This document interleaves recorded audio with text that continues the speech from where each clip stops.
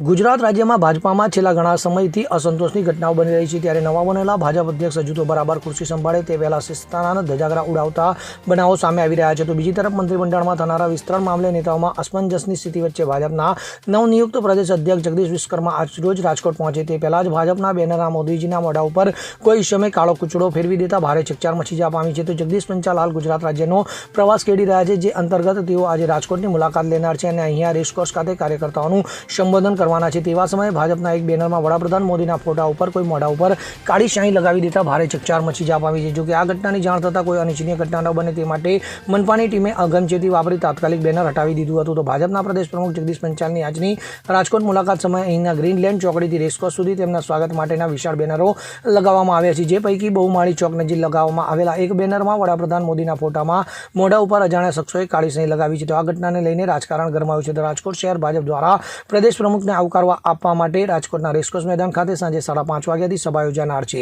તો મહત્વનું છે કે રાજ્યપાલ આચાર્ય દેવવ્રત હાલ 17 ઓક્ટોબર સુધી ગુજરાત બહાર કુરુક્ષેત્રના પ્રવાસે છે જેઓ પોતાના વતનમાં 16 તારીખ સુધી રહેશે ત્યારબાદ 17મીએ મહારાષ્ટ્રમાં રાજ્યપાલ તરીકે તેમનો કાર્યક્રમ છે જે અગાઉથી જ નક્કી થયેલો કાર્યક્રમ છે તો ગુજરાતના રાજ્યપાલ આચાર્ય દેવવ્રત પાસે મહારાષ્ટ્રનો પણ ચાર્જ હોવાથી 17 તારીખના કાર્યક્રમમાં ફરજિયાત હાજરી આપવી પડશે જેથી મનાઈ રહ્યું છે કે રાજ્યપાલનો પ્રવાસ ટૂંકાવવામાં ના આવે તો 18મીએ ધનતેરસ કે બીજા દિવસે મંત્રીમંડળનું વિસ્તરણ શક્યતાઓ છે જે દિવાળી પહેલા જ થવાની વાત હાલ રાજકીય વર્તુળોમાં ચર્ચા રહી છે ત્યારે આવા સમયે રાજકોટમાં મોદીજીના મોઢા ઉપર કોઈ કાળો કૂચડો ફેરવી દેતા મામલો ગરમાયો છે જો કે આ મામલે કોઈ પોલીસ ફરિયાદ નહીં